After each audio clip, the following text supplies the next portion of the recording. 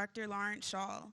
He joined the New England Commission of Higher Education as the president in 2020. Prior to joining the commission, he served as president of Oglethorpe University for 15 years.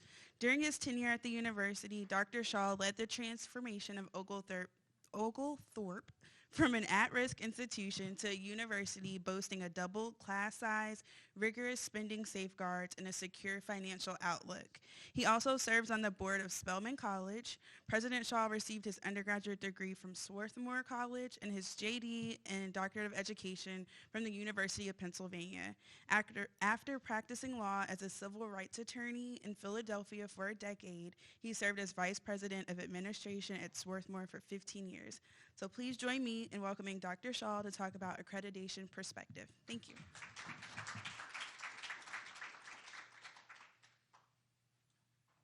Thank you, and good afternoon to all of you. So as you can imagine, I had very sophisticated, well thought out, prepared remarks when I arrived, and I've completely thrown them out. What a fascinating conversation, and that panel before me could have, you should have stayed up there for a few hours, but you'll be back in different forms. So one thought I had was we could take this half hour and just turn it into a commission meeting, and each of you could submit a substantive request, and Pat and I would make that decision. And Pam, we have a commissioner here, but probably not the right. We've either seen you recently or we will be seeing you recently, I am sure. So in this small world nature of things, this is probably 20 years ago, maybe 25 years ago, when Yolanda was running Project Grad. I was the chair of her board in Atlanta. She ran a very good organization then and does today. We do have our senior VP, Pat O'Brien, as you all know Pat. Pat is with us. And Pam Edinger is one of our 31 commissioners, and so we welcome her to the room. So in the short version of this speech, I would say you all know we have 9 standards.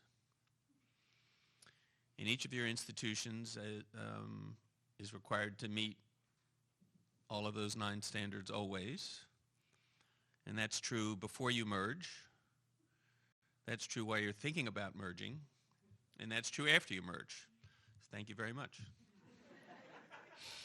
That's the short version. But the reality is that is the landscape that you all operate in.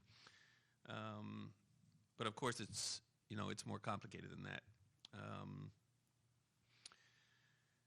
The decisions around organizational change are not ours to make, despite the fact that we regularly get letters from your constituents asking us to tell you whether they're good decisions or not decisions. But that said, I do think we have a role in the organizational change processes that you are going through that's beyond ensuring that you meet each of the 9 standards. Sometime that role, you might describe it as a guide, a partner, I think in some cases, a critic, maybe in other cases.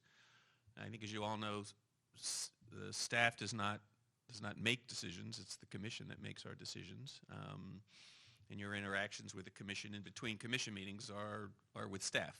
And so we do our best to try to sort of anticipate what the commissioner's issues will be and help prepare you to deal with them. And we do that both in informal conversations. Pat and I were on the phone yesterday for well over an hour with one of the systems in our region.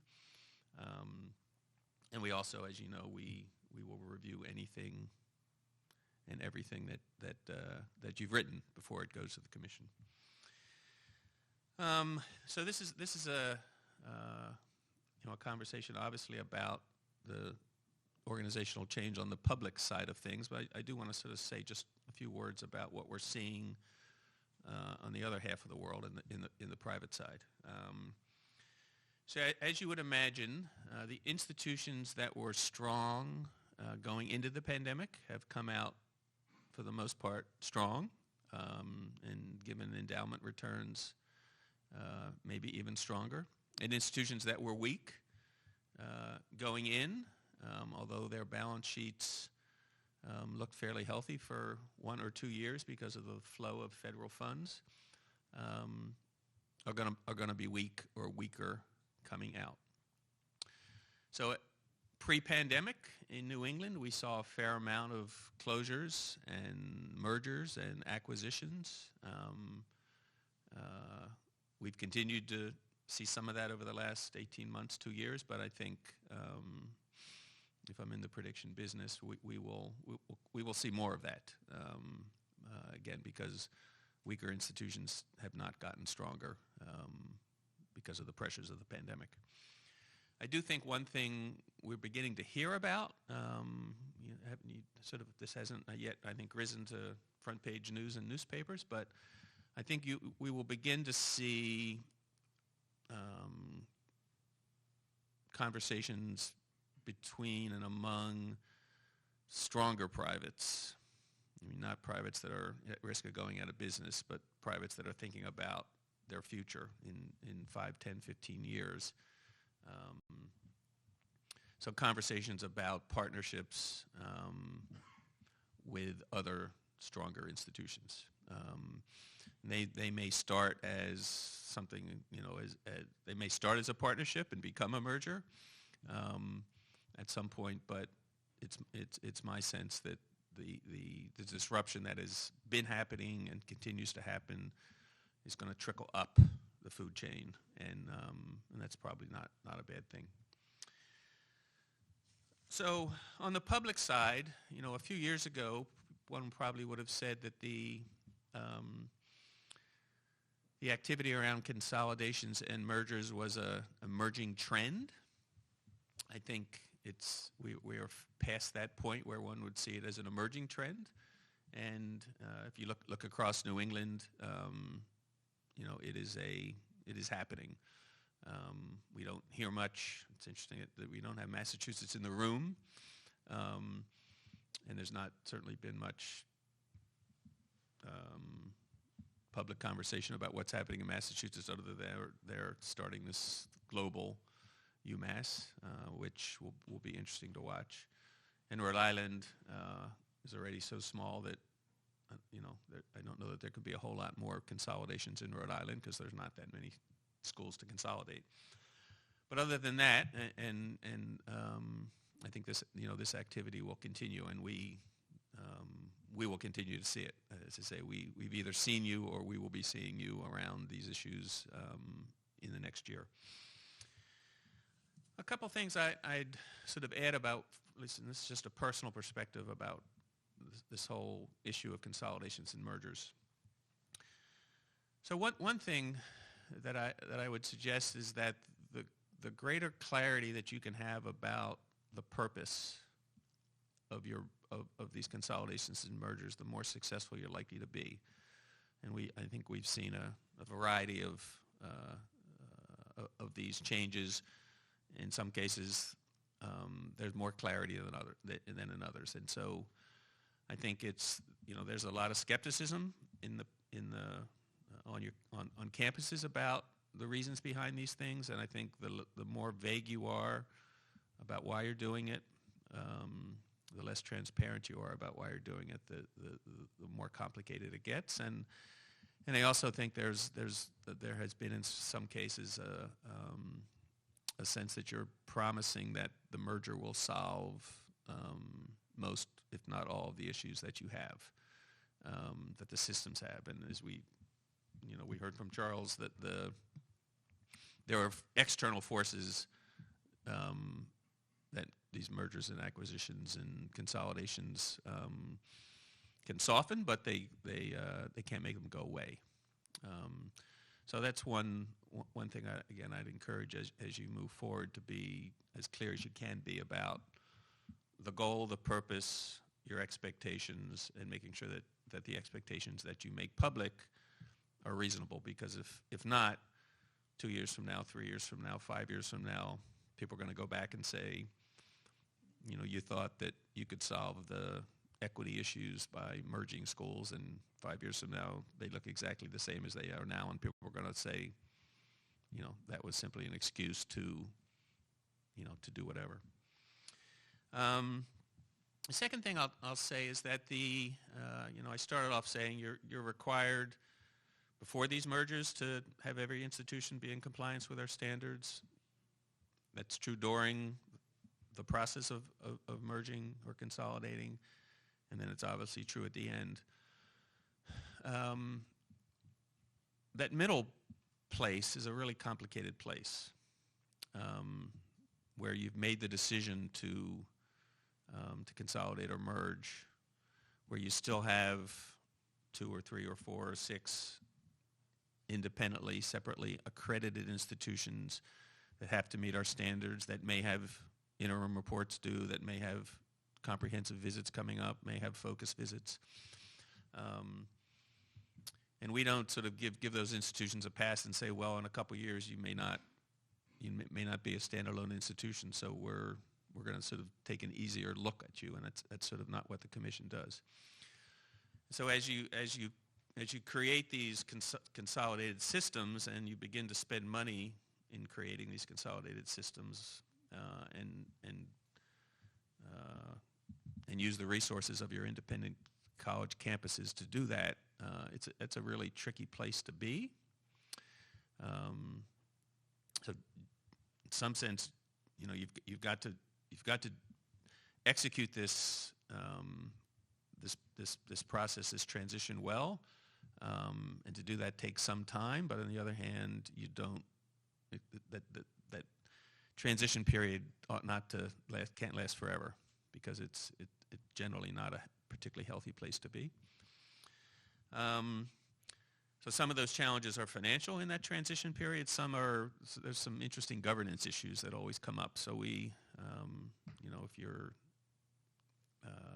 we've got someone in the room we've got a campus that's like, well, who's the president of that campus when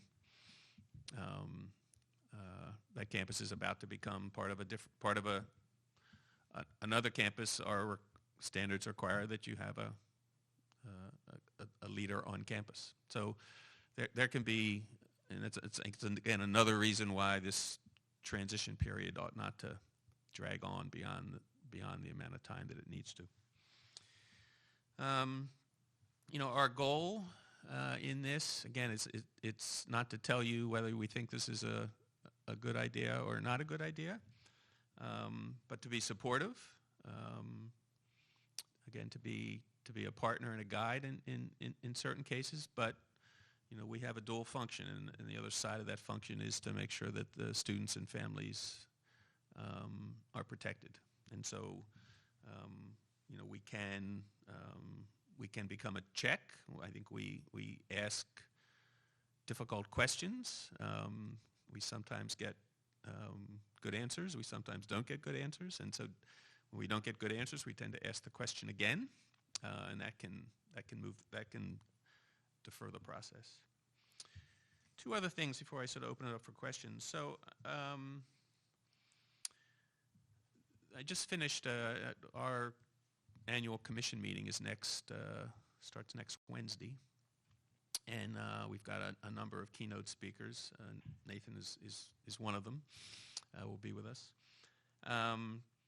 But there's a new book that's come out, Arthur Levine and Scott Van Pelt, called The Great Upheaval. And I think it's a really interesting take. There's been a lot of books about the disruption of higher education. This has an interesting historical perspective, which I appreciate. And like everybody else who talks about the enterprise we're in, we've been facing a set of long issues over a long period of time, and I think we would all agree that what the pandemic has done is not particularly create new issues, but it's accelerated all the issues that were here before. And because it's a new book, it was sort of written in the with the perspective of the pandemic having happened, or us being in the middle of it anyway. So he talks about that there are some classes of schools that have the luxury of time to be disrupted, and he would sort of say it's the wealthy residential colleges, of many of which we accredit because of the resources they have and their reputation, or not that they don't need to change, but they don't need to change at the pace that many of the rest of institutions do.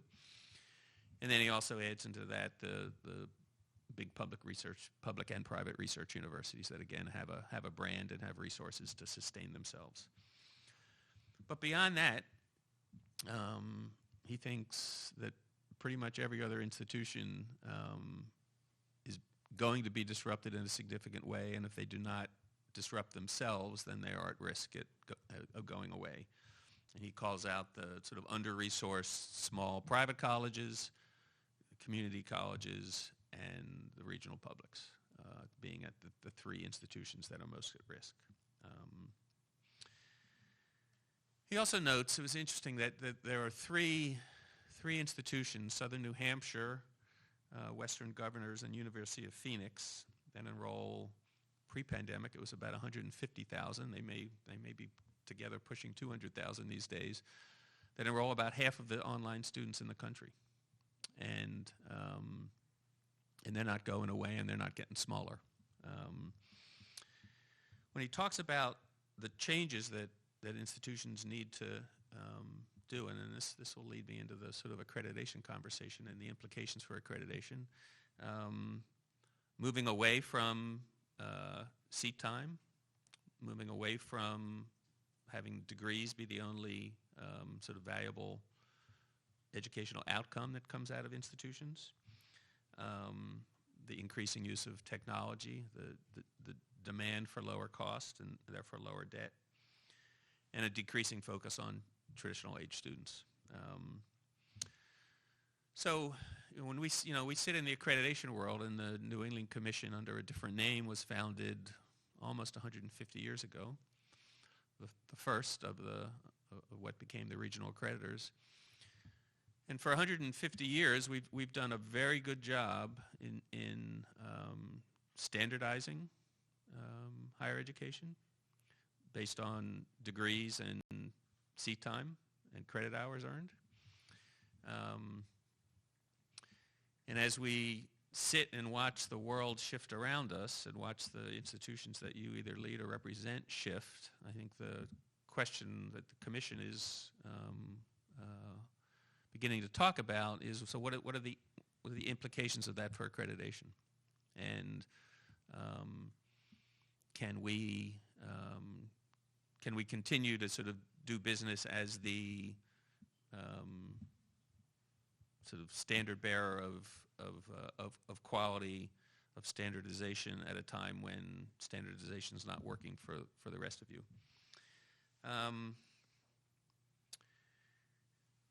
We do have, it's now, I think it's 18 months ago, the Commission passed a policy on pilot projects,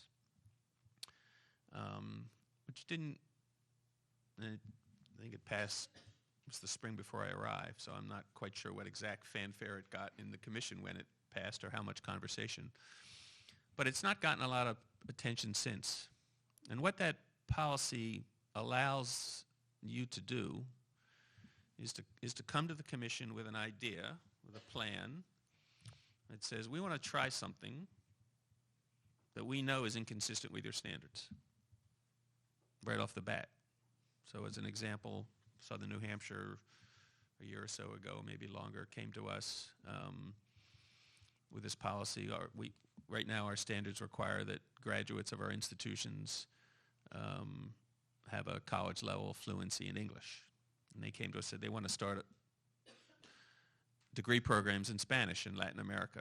Would we allow them to do that? Again, if you look at our standards, you'd go, no, it's not consistent with our standards, but the Commission approved this under their pilot project and just reviewed it again. And we think this spring we're going to have institutions in our region come to us with a request to approve a 90-credit baccalaureate degree. Our standards say a baccalaureate degree has to be 120 hours. Clearly inconsistent with our standards. I have no idea what the commission's going to do with it, but we've not discouraged the institutions from coming. So I say that as a way to make sure that you know that this is out there, and this is the commission's way at the moment of saying we want you, we encourage you to be innovative, to think differently, to not use our standards, not just sort of say, well, this doesn't meet standard 4.1.2 and it's not worth even thinking about. So again, it's a new venture for the commission. We've not seen much activity with it, but we'd like to see more. Again, it doesn't mean. I mean, the commission's always thoughtful about what they do and careful about what they do. So it doesn't mean you're going to come to us and we're going to say that's a great idea, go forward. But we will look at it, and the commission will look at it and consider it thoughtfully and deeply. So I will stop there and open up the floor.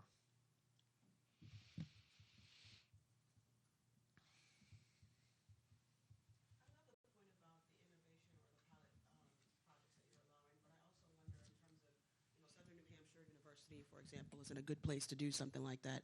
But for struggling institutions that may want to endeavor upon some sort of pilot innovation, but also is there any way that, well, I guess the commission couldn't incentivize that, but are you partnering with states or others who might be able to incentivize that level of innovation through resources that could help to make that innovation actually come to life?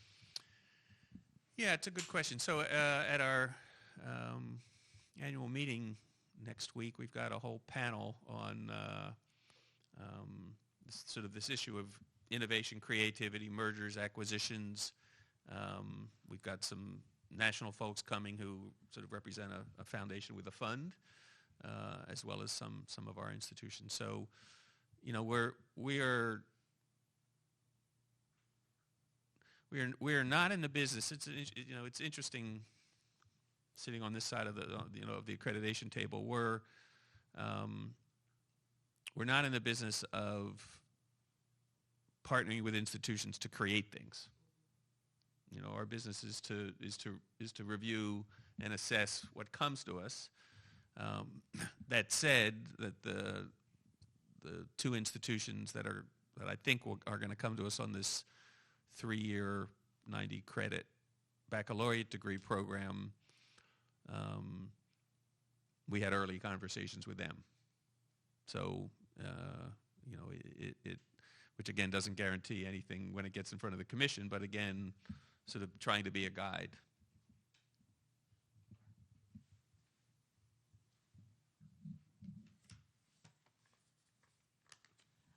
Another question about the kind of ability to request pilot types of efforts that may deviate from your regular standards.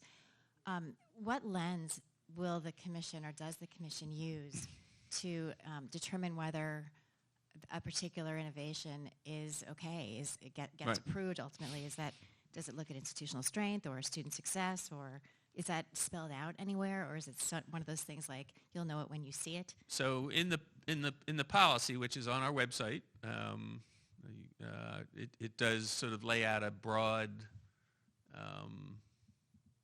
rationale for how the commission will deal with these things. And Pat, you may recall the language. I don't recall the language exactly. Pat probably has the standards with her.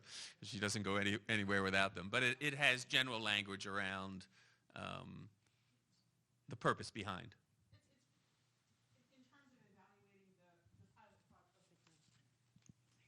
In terms of evaluating the pilot project, it's certainly the capacity of the institution to do it. It's the rationale behind it. It's the population that will be served, consistency with the institution's mission, and then the process for evaluating it, defining success of the pilot and how it will be evaluated. Because the commission, as Larry said, will go in no later than 4 years to say, well, how did that work out? You thought it was going to achieve X, Y, and Z. Did it achieve X, Y, and Z for that population that you're trying to serve? And if yes, then the commission will likely continue the pilot. If no, the commission will say, well, what are you going to change in order to achieve the purposes that you thought it would? So one of the interesting things around this this English language thing is, it's, again, I wasn't I wasn't there at the commission when this happened, but to me it raises a really significant issue about, so if we approve it as a pilot project for Southern New Hampshire, as Pat said, you look at capacity and how they're going to assess, but when the next one comes in, and there's going to be another one that comes in, another institution that wants to offer a language in Spanish or in French in Haiti or whatever it is, well, the commission, we revise our standards every 5 years. We just went through a revision in 2020, and the next one will be, 5 years from then. Will the commission want to take a look at that standard and decide, given the success of this pilot or that pilot, would we consider standard revision? But we have a commissioner right here. So at the risk of sounding like an advertisement, these are your standards. These are the standards of the commission, and the commission serves you. So sometimes when I hear folks talking about accreditations as a big stick, that's a stick of your own making. I don't know if that's a good thing or a bad thing, but I would really recommend that if you have staff at your colleges who are thinking about higher education as a career, that they participate in accreditation, be on a visiting team, because that really is the only way that you're going to get inside those 9 standards to see how they would fit you. So I guess I do sound like an advertisement. That's good. It is. We are a kind and gentle commission, in that it is about improvement and not beating you over the head. So I have had wonderful exchanges and serving on the commission, and it's kind of like going to graduate school. It is one of the best education I've ever had. Yeah. And I think another thing, one of the things I just found extraordinary about the region and the commission. We have the 9 standards. They're the same 9 standards that applies to Harvard and to a community college, and so they're really interpreted in the context of your mission. And it's our most recent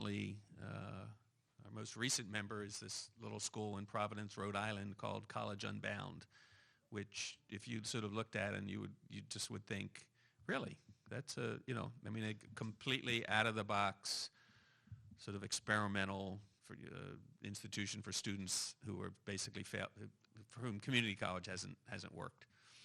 I just did a visit to them, so it's sort of echoing what Pam said. It's the commission has this amazing degree of flexibility with regard to institutions. On the other hand, I have found when the commission needs to step in, the commission does step in. It doesn't happen all that often, but it happens every meeting.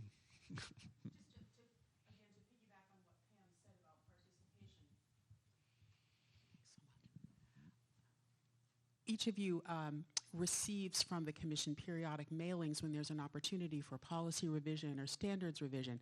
And I'm guessing there can be a temptation to say, oh, it doesn't really matter what we think. The commission is going to do whatever the commission wants to do.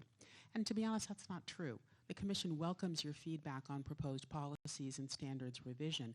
And every iteration of the standards is stronger because of the feedback that the commission received from member institutions and from what we like to call interested others, like state systems of higher education. With respect to policies and also the standards, the commission is bound by those pesky federal regulations. There's only so far that the commission can go with certain things, and so if a policy has to be changed to meet federal regulation, then so be it. But the commission does have a fair amount of leeway with respect to many of its policies. And the one example I will point to, and some of you were involved in this, is the dual enrollment policy. When that went out for comment, it contained language about faculty teaching the courses in the high school, and the feedback that the commission received from member institutions prompted the commission to change that language to make it more workable for all concerned. So when you get those emailings from the commission, please take the time to respond. Encourage, as Pam says, members of your campus community also to take advantage of the opportunity to participate in the standards and the policy setting. And then one final word I'll add. So a year and a half ago, the feds you sort of talk about disruption. The feds sort of broke what they sort of saw as this geographic monopoly that accreditors had.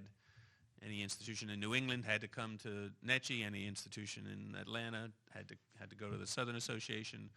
And again, a year and a half ago, they ended that. So, and our commission has voted to consider applications from outside the region. We accredit a number of schools across the oceans, but never have accredited any institution in the United States outside of our 6 New England states. And we will have at our fall 2022 meetings probably a half dozen institutions from outside the region that are seeking the NECI accreditation that are accredited already by another agency. So that, again, we've been disrupted as well.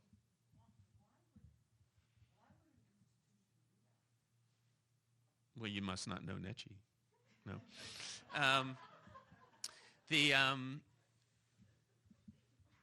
It's a fair question. So, I mean, I came out of Middle States and I came out of the Southern Association, and even though we are all bound by the same federal regulations, and for the most part, if you read our standards, they read differently, but they're focused on the similar amount of things. There are cultural differences among the accreditors in terms of how institutions, what their relationship is with their accreditor. And one thing I found, I don't take credit for it because I've only been there 18 months, is that New England's has I think a very well-earned reputation for being responsive, being a partner, being creative, and that may be less true elsewhere. It's a nice way of saying it. No, not really. I mean, we have different due structures, but there's no one would move to save a buck.